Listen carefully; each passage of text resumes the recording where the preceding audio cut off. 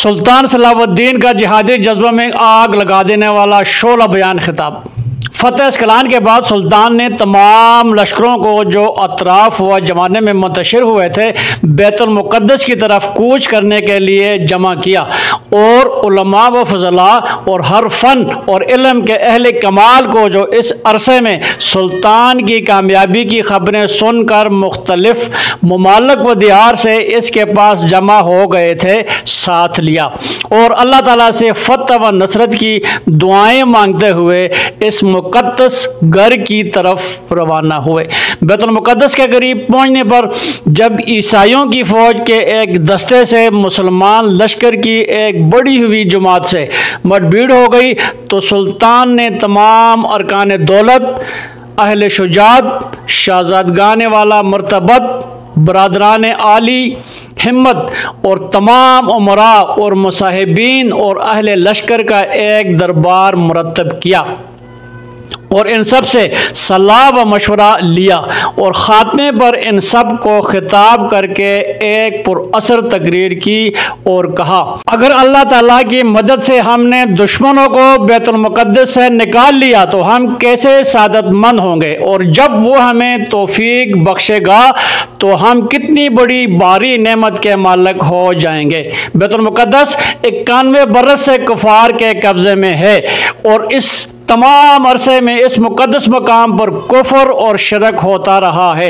एक दिन बल्कि एक लम्हा भी अल्लाह वाहिद की इबादत नहीं हुई। इतनी मुद्दत तक मुसलमान बादशाहों की हिम्मतें इसकी फतह से कासर रही। इतना ज़माना इस पर फरंगियों के कब्ज़े का गुजर गया।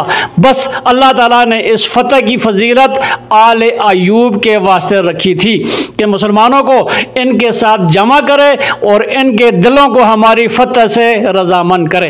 बैतुल मुक़द्दस की फतह के लिए हमें दिल और जान से कोशिश करनी चाहिए और बेहद सही और सरगर्मी दिखानी चाहिए। बैतुल मुक़द्दस और मस्जिद अक्सा जिसकी बना तकवा पर है, जो अंबिया अलैहिस्सलाम और अवलिया का मकाम और परहेजगारों और नेकोकारों का माबद और आसमान के फरिश्तों की ज़ियारतगाह है। गज़ब की बात है कि वहाँ कफ़ार का कब्ज़ा है। काफरों ने इसको अपना तीर्थ बना रखा है। अफसोस अफसोस, अल्लाह के प्यारे बंदे जोग दर जोग इसकी ज़ियारत को आते हैं। इसमें वो बुज़ुर्ग पत्थर है जिस पर जनाब रसूलुल्लाह सल्लल्लाहु अलैहि वसल्लम के मेराज पर जाने का मिनहाज बतौर यादगार बना हुआ है, जिस पर एक बुलंद कबा ताज की मानद तैयार किया हुआ है, जहाँ से बिजली की तेज़ी के साथ बुराक बरके रफ्तार सैयदुल मुरसलीन सल्लल्लाहु अलैहि वसल्लम सवार होकर आसमान पर तशरीफ़ ले गए और इस रात ने सिराजुल अव्वलिया से वो रोशनी हासिल की जिससे तमाम जहान मुनव्वर हो गया। इसमें सैयदना सुलेमान अलैहिस्सलाम का तख्त और सैयदना दाऊद अलैहिस्सलाम का मेहराब है। इसमें चश्मे सलवान है जिसके देखने वाले को हौज़ कौसर याद आ जाता है। ये बैतुल मुक़द्दस मुसलमानों का पहला किबला है और मुबारक घरों में से दूसरा और 2 हरमैन शरीफैन से तीसरा है।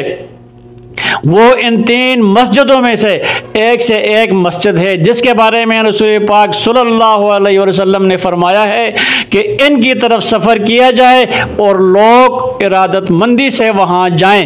कुछ अजीब नहीं कि अल्लाह ताला वो पाक मकाम मुसलमानों के हाथ में दे दे कि इसका जिक्र इसने कलाम पाक में अशरफुल अंबिया के साथ मुफस्सल बयान में फरमाया।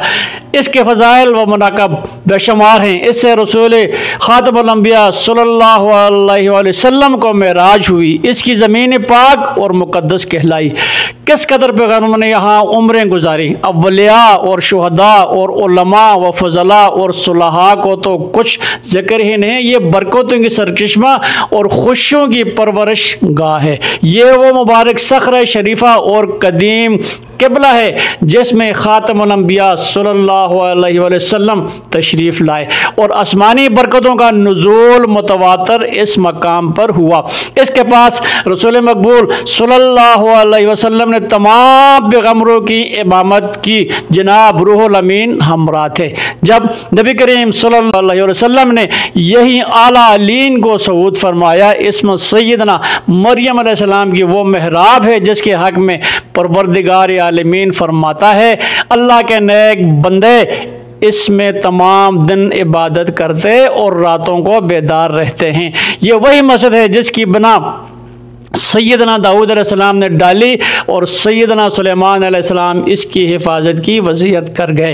इससे बढ़कर इसकी बुजुर्गी की दलील क्या हो सकती है कि परवरदिगार आलमीन ने इसकी तारीफ़ को सुभान अल्लज़ी से शुरू किया। सैयदना उमर रज़ियल्लाहु ताला अन्हु ने कमाल सही से इसको फ़तह किया था, क्योंकि इसकी तारीफ़ में अल्लाह तबारक व तआला ने एक बुज़ुर्ग सूरत को शुरू किया और कुरान का निस्फ़ भी वहीं से शुरू होता है। बस ये मकाम क्या है, बुजुर्ग और आलीशान है। और ये मस्जिद कैसी आली कदर और इकराम है जिसका वस्फ़ बयान नहीं हो सकता। अल्लाह ताला इसके आलीशान को इस तरह बयान करता फरमाता है, यानी ये वो मकाम है जिसके इर्द गिर्द को हमने बरकत बख्शी और अपनी कमाल कुदरत की आयात अपने नबी सल्लल्लाहु अलैहि वसल्लम को इस मकाम पर दिखाई।